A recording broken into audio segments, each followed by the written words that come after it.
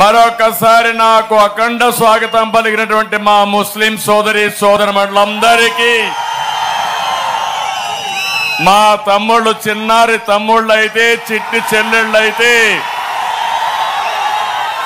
ఎక్కడికి పోయినా తెలుగుదేశం పార్టీ జెండా తీసుకొచ్చి నాకు స్వాగతం పలుకుతున్నారు.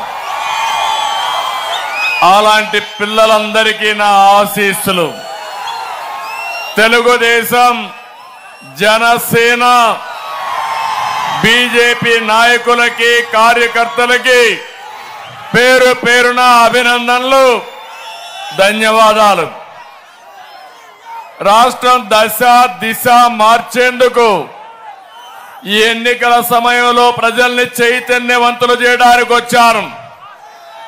మంచి మధ్యాహ్నం 1 గంటకు పలమనేరులో ప్రారంభించాను. 3:30 గంటలకి నగర్లో మీటింగ్ పెట్టాం.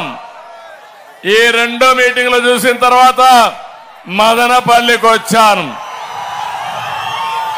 తమ్ముళ్ళు, మదనపల్లికి చాలా సార్లు వచ్చాను, కానీ ఇంత పెద్ద స్పందన నా జీవితంలో ఎప్పుడూ చూడలేదు.